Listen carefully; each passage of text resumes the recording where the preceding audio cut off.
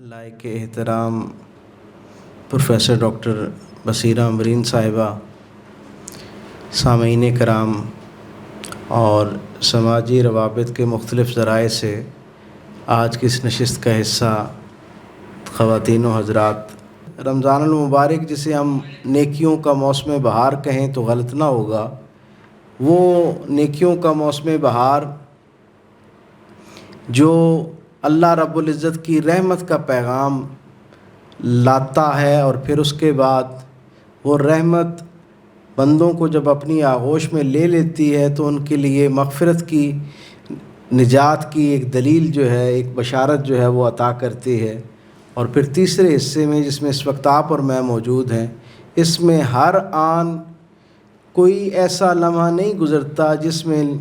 اللہ اپنی مخلوق کو جہنم سے برات، اس سے نجات کی نوید نہ سناتا ہو۔ تو ہم اس وقت اس اپنے مہمان کے اکرام میں بالکل اختتامی دنوں کے قریب ہیں۔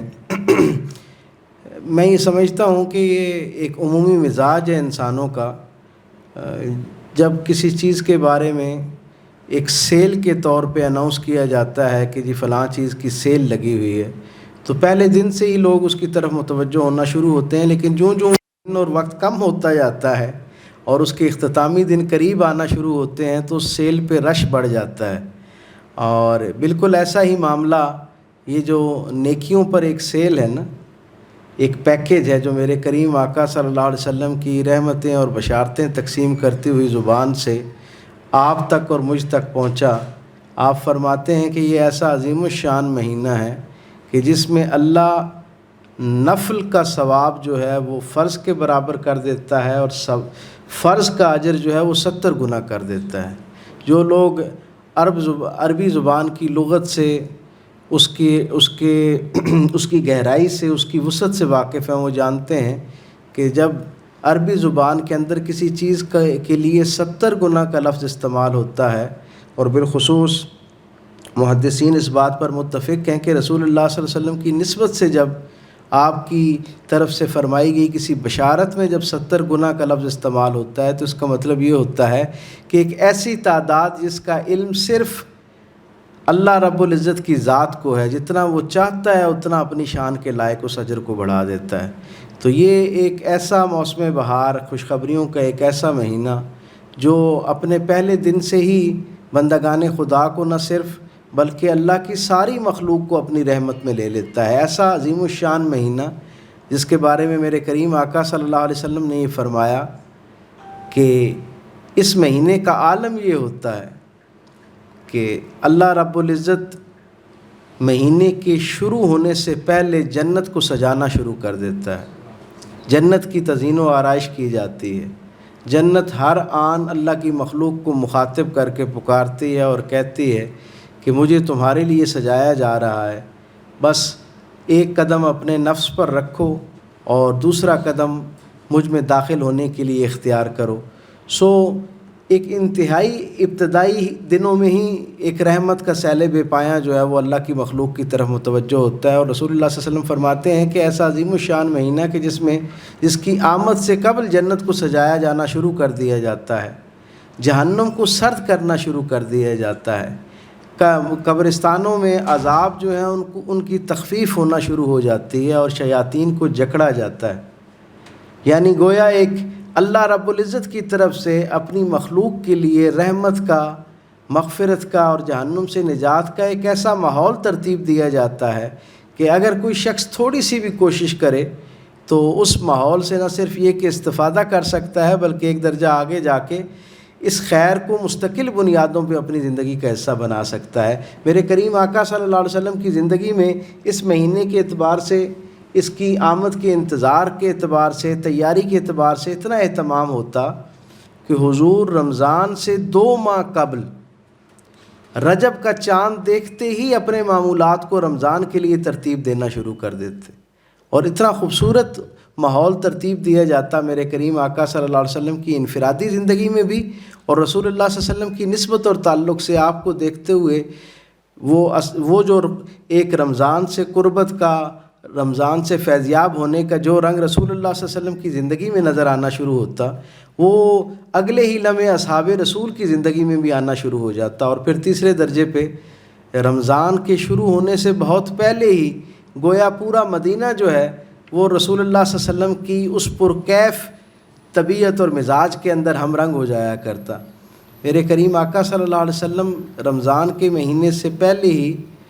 قرآن پاک کی تلاوت اور اپنے ذکر اذکار اور معمولات اور اللہ کی طرف جو رجوع کرنے کا ایک عمل ہے اسے کئی گنا فرما دیا کرتے.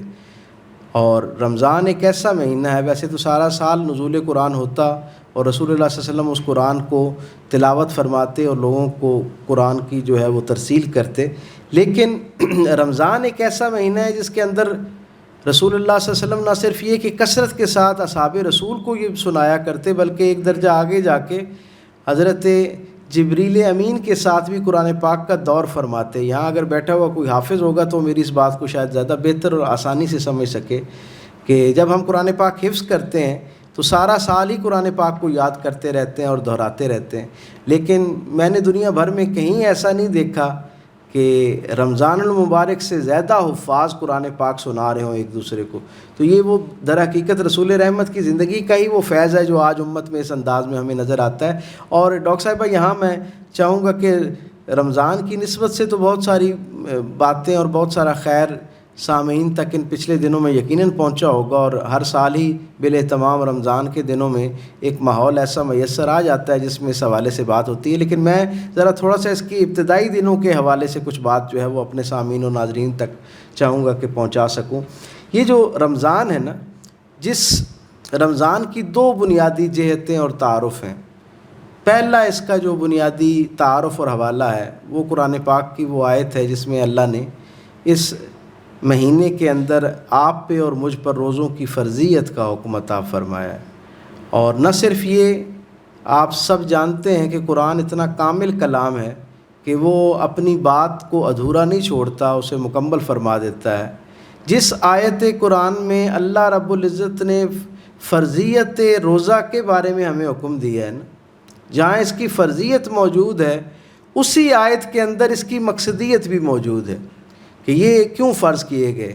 اور پھر اس کے ان دو فرضیت اور مقصدیت کے درمیان ایک حوالہ بھی موجود ہے. اللہ یہ فرماتا ہے کہ اہل ایمان کو مخاطب کر کے کہ تم پہ روزے فرض کیے گئے جیسا کہ تم سے پہلی امتوں پر روزے فرض کیے گئے. اور آپ لوگوں پہ جو روزے فرض کیے گئے ان کا مقصد بھی اور آپ سے پہلی والی امتوں پر بھی روزے فرض کرنے کا بنیادی مقصد یہ تھا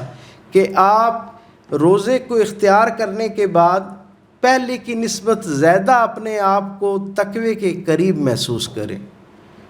ایک بہت بڑا اور بنیادی معیار جو ہے اپنے روزوں کی قبولیت کو جانچنے اور پرکھنے کا یہ ہے،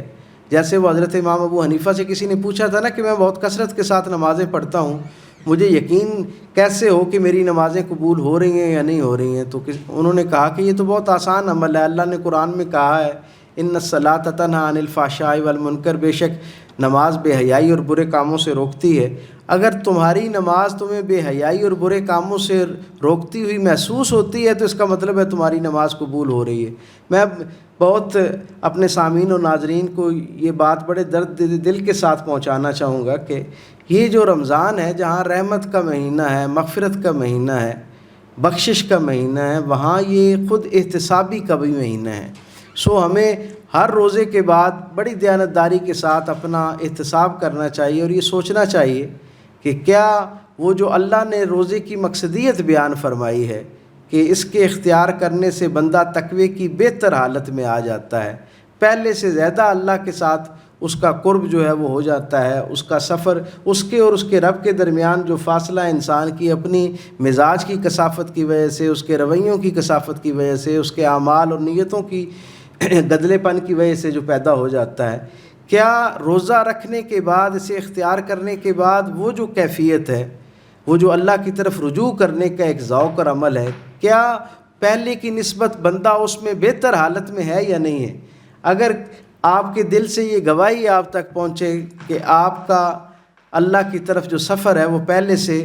قریب تر ہو گیا ہے تو یقیناً اس کا مطلب یہ ہے کہ آپ روزے کے ثمرات جو ہے وہ پا رہے ہیں. اور اگر یہ فاصلہ کم نہیں ہو رہا جو خالصتاً بندے کی طرف سے، اللہ تو ہر وقت انسان کی شہرت کے قریب رہتا ہے. بلکہ ایک صوفیانہ بات مجھے یاد آ گئی، میرے مرشد کریم فرمایا کرتے تھے کہ ایک لمحے کے لیے اس شخص کی بد نصیبی دیکھو جس کا خالق اور مالک کائنات ساری کو چھوڑ کر اس کی شہرت کے قریب آ کے ڈیرا لگا لے، اور وہ 40 50 60 70 سال کی مہلت کے باوجود اس کریم رب کو جو ساری کائنات کا اکلوتا خالق مالک اور وارث ہے، اسے ایک بالش کے فاصلے پہ شہرک سے اپنے دل تک نہ منتقل کر سکے. تو ہمیں یہ کوشش کرنی چاہیے کہ یہ جو رمضان کا مہینہ ہے اسے کچھ اس انداز میں گزارا جائے کہ یہ جو یہاں سے اس مہمان کو اپنے دل تک لانے کا عمل ہے یہ ذرا آسان ہو جائے اور اس پر توجہ ہو. رمضان کے بارے میں نے عرض کیا، یہ ایک ایسا عظیم الشان اور عزتوں اور فضیلتوں والا مہینہ ہے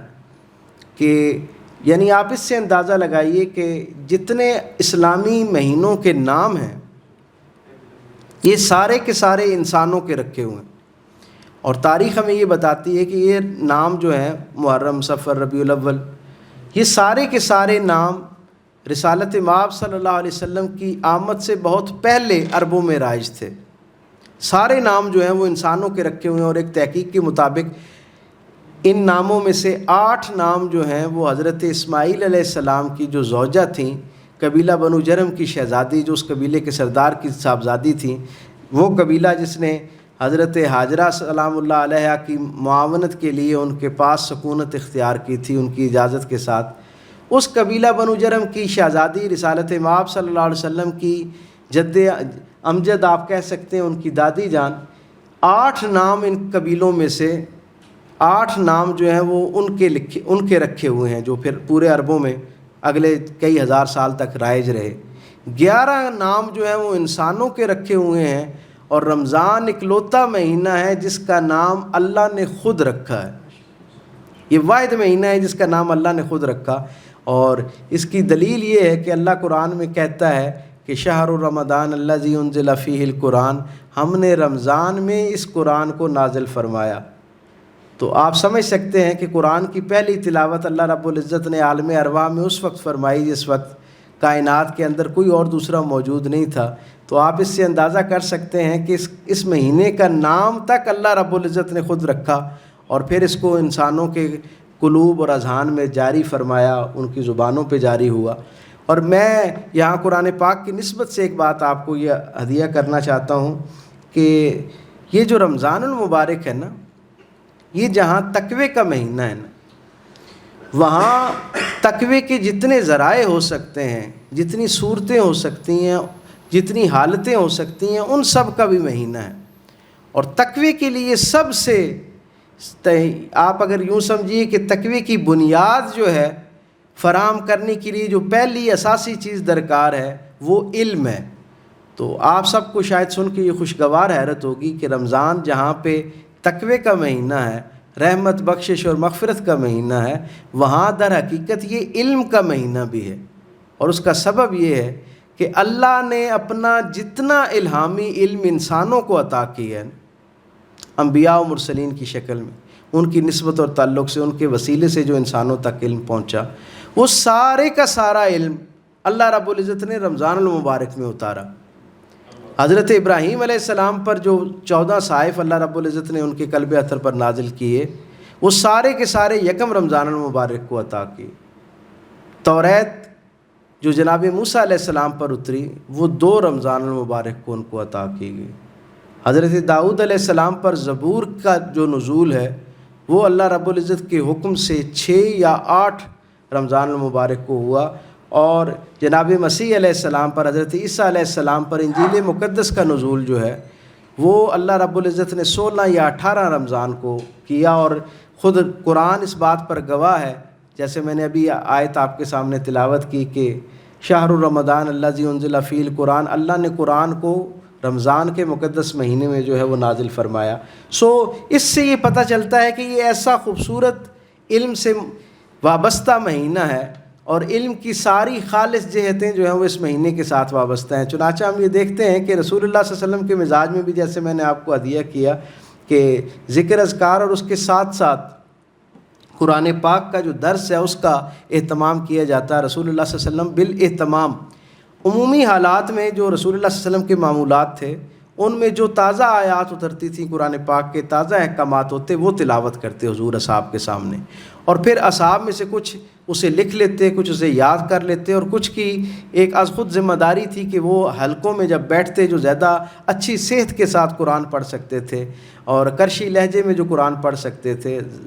بہتر مخارج کے ساتھ قرآن کی ادائیگی کر سکتے تھے، ان کی ذمہ داری گویا یہ تھی کہ وہ اصحاب کے حلقوں میں بیٹھ کے قرآن کی تلاوت کرتے۔ حضور صلی اللہ علیہ وسلم عمومی طور پر قرآن پاک کی ایک مرتبہ نزول کے وقت ہی تلاوت فرما دیتے، لیکن رمضان ایسا مہینہ تھا کہ جس میں روزانہ کی بنیاد پہ رسول اللہ صلی اللہ علیہ وسلم قرآن پاک کی تلاوت فرمایا کرتے۔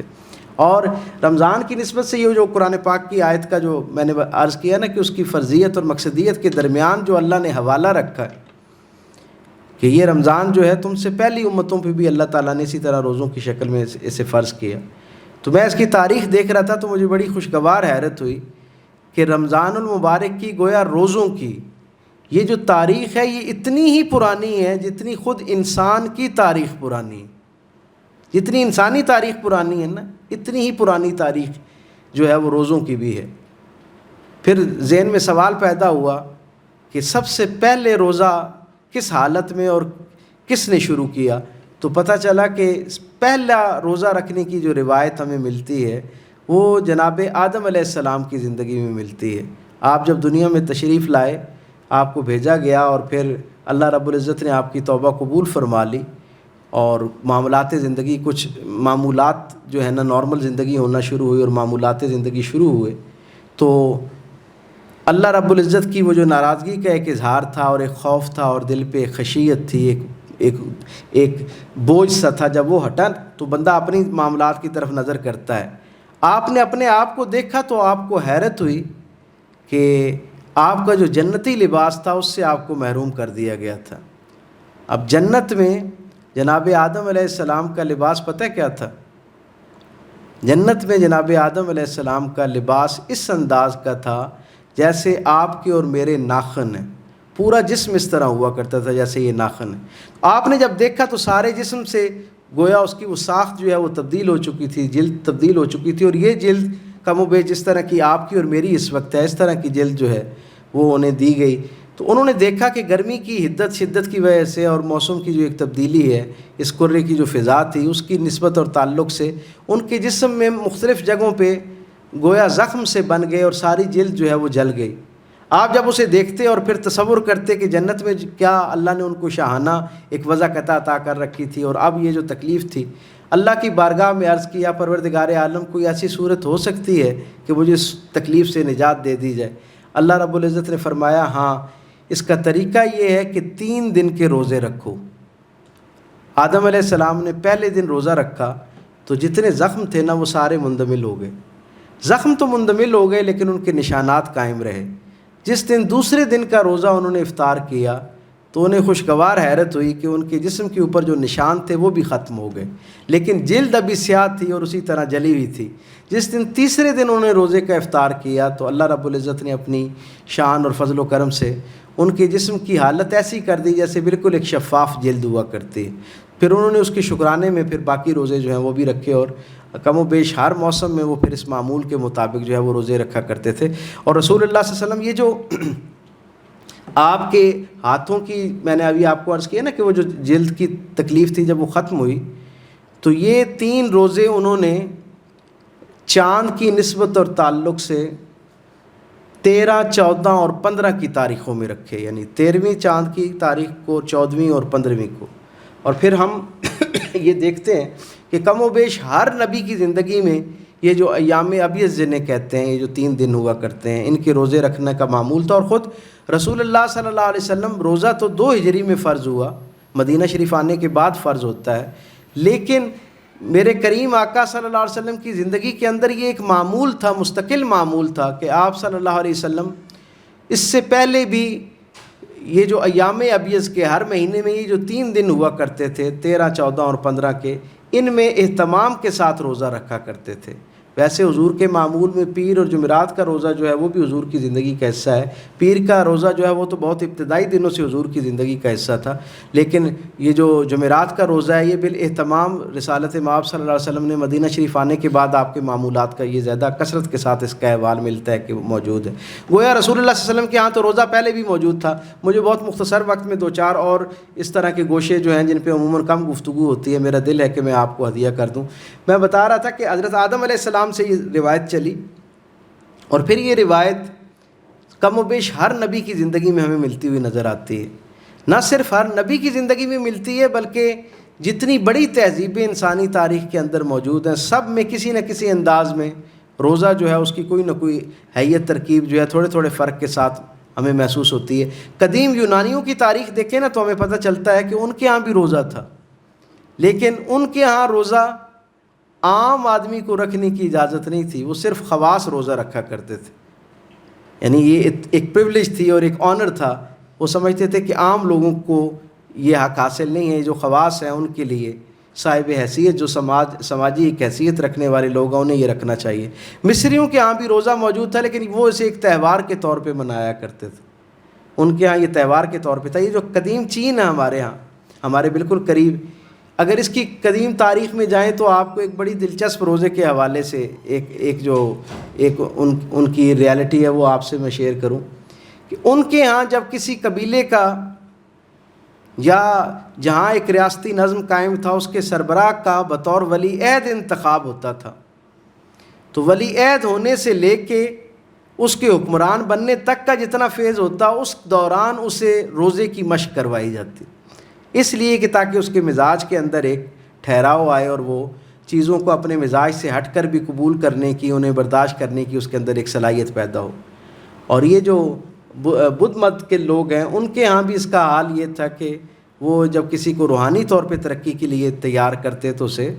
روزوں کی مشق جو ہے وہ کروائی جاتی. ہندوؤں کے ہاں ہمارے قریب میں بالکل ہم جانتے ہیں کہ ان کے ہاں بھی روزے کا ایک شکل جو ہے وہ کڑوا چوتھ کی حیثیت میں بھی موجود ہے، اور اس کے علاوہ بھی 2-3 حیثیتیں ہیں جن میں وہ روزہ رکھتے ہیں، اور ان کے عمومی طور پہ خواتین جو ہے یہ روزہ رکھتی ہیں. اب ایک دلچسپ بات آپ کو روزے کے حوالے سے بتاؤں کہ دنیا کے کم و بیش سارے مذاہب میں یا اسکول آف تھاٹس میں روزے کی کوئی نہ کوئی شکل موجود ہے،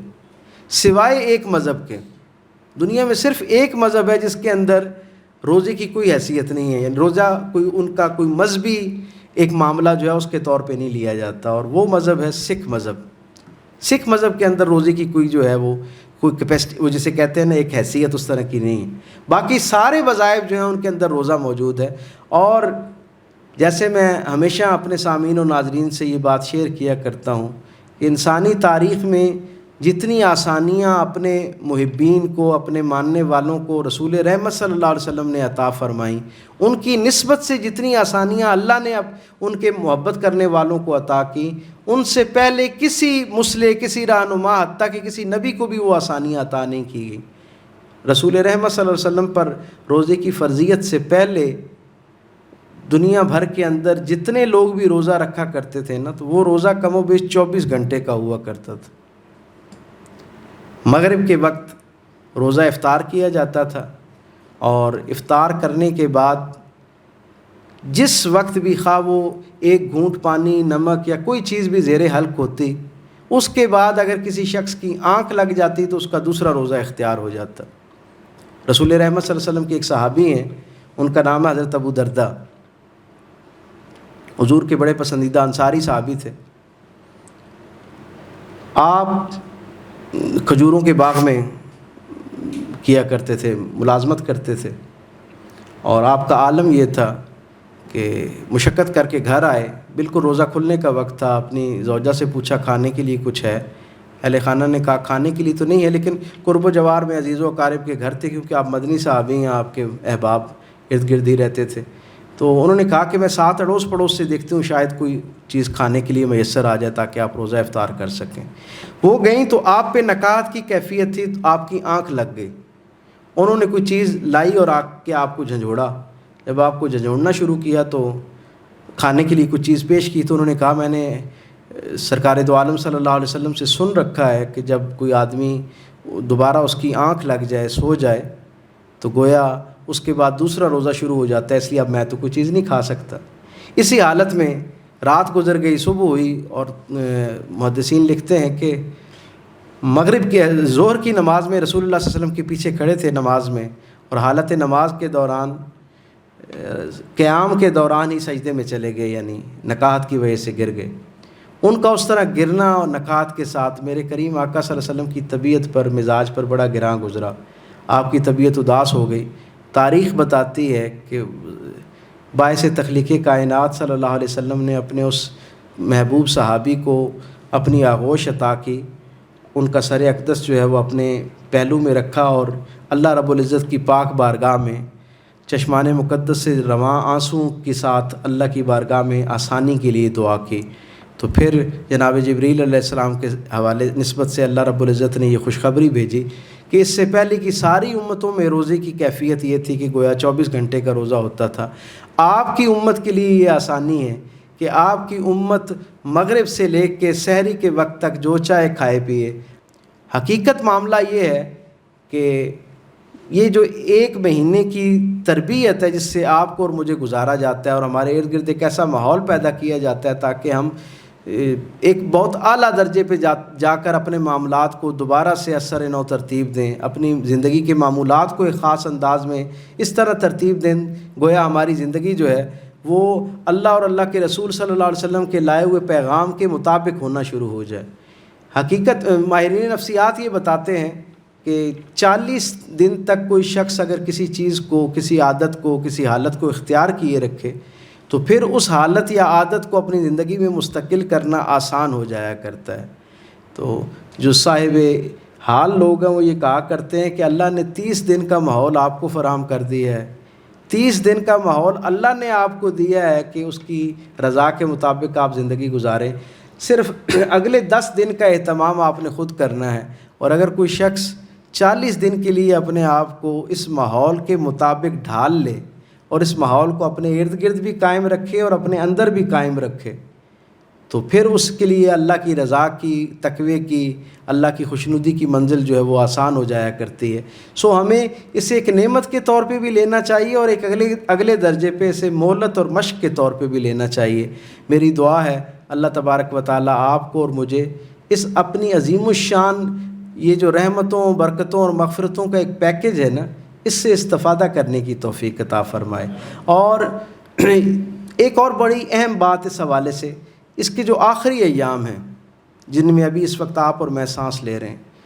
سارے رمضان کی اپنی ایک برکت اور فضیلت ہے، لیکن رسول اللہ صلی اللہ علیہ وسلم نے اس آخری 10 دنوں کے بارے میں یہ فرمایا کہ یہ وہ عظیم الشان دن ہیں پورے سال کے اندر، یہ واحد 10 دن ہیں جن کی ہر گھڑی میں اللہ بے حساب مخلوق کی مغفرت کرتا ہے، انہیں جہنم سے نجات دلاتا ہے۔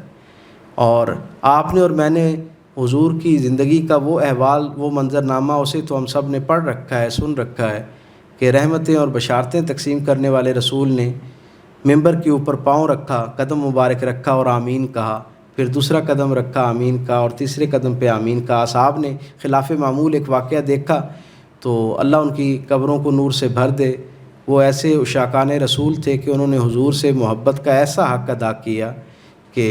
اور ایسا حضور سے اکتساب فیض کیا کہ رہتی دنیا تک کے سارے انسانوں کی زندگی میں آنے والی ہر الجھن کو حضور کی زندگی میں موجود نور سے منور کر دیا، اور ایک ہدایت اور رہنمائی کا ازلی ابدی سرچشمہ جو ہے وہ آپ کے لیے اور میرے لیے چھوڑا۔ صاحب نے پوچھا ہے اللہ کے رسول، ہم بہت عرصے سے آپ کے پیچھے نماز ادا کرتے ہیں اور جمعہ پڑھتے ہیں، کبھی آپ نے اس طرح ممبر پر پاؤں رکھتے ہوئے آمین نہیں کہا، تو اس کا سبب کیا ہے؟ حضور نے کہا جب میں نے پہلا قدم رکھا تو حضرت جبریل آئے اور انہوں نے ایک اللہ کی بارگاہ میں عرضی پیش کی، میں نے اس پہ آمین کہی، پھر دوسری پہ آمین اور تیسرے پہ آمین کہی۔ پہلی پہ کہا تھا کہ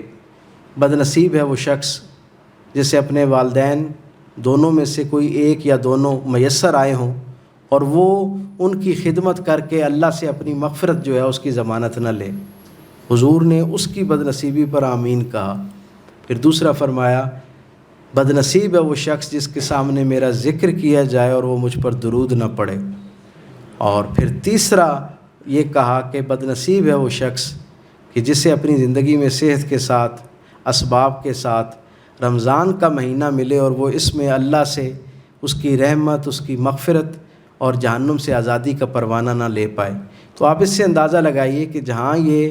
نیکیوں کا اجر 70 گنا کر دینے والا مہینہ ہے، وہاں اس سے محروم رہنا کتنی بڑی محرومی کا باعث ہو سکتا ہے۔ میں کل بھی کسی جگہ یہ بات عرض کر رہا تھا کہ ہم سب اس پہ بڑے خوش ہوتے ہیں، ہماری طبیعتیں بڑی شاد آباد ہو جاتی ہیں اور ہمارے چہروں پر ایک خاص طرح کی تازگی آ جاتی ہے جب ہم یہ سنتے ہیں کہ اللہ اس مہینے کے اندر نیکیوں کا اجر جو ہے وہ 70 گنا کر دیتا ہے۔ بالکل یہ درست بات ہے، کیونکہ حضور کی زبان اقدس سے ہم تک یہ صحیح نسبت اور تعلق سے صحیح وسیلے سے حدیث پہنچی ہے۔ لیکن اس کا ایک دوسرا پہلو بھی ہے۔ ایک لمحے کے لیے سوچئے کہ وہ عظیم الشان لمحات جن میں اللہ ایک نیکی کو 70 گنا کر دیتا ہے، وہاں ایک غفلت پر اللہ کی طرف سے جو ناراضگی ہے وہ کتنے گنا ہو جایا کرتی ہو۔ اس لیے ہمیں یہ بھی اہتمام کرنا چاہیے کہ جب ہم روزہ اختیار کر لیتے ہیں اور اس کے بنیادی تقاضے اس کی روح کو پورا نہیں کر پا رہے ہوتے، تو گویا اس روزے کی توہین کے مرتکب ہو رہے ہوتے ہیں، اور اس پر کس درجے کی وعید ہو سکتی ہے۔ میری دعا ہے اللہ تبارک و تعالیٰ آپ کو اور مجھے سرکار دو عالم صلی اللہ علیہ وسلم کی لائی ہوئی اس عظیم الشان نعمت دین مبین کی جو اصل روح ہے، جو اس کے اندر اللہ کے ساتھ جڑنے کی یہ خوبصورتی ہے، اسے اختیار کرنے کی توفیق عطا فرمائے۔ میں بار دیگر بہت مشکور ہوں اقبال اکادمی پاکستان کا، اپنی بہن پروفیسر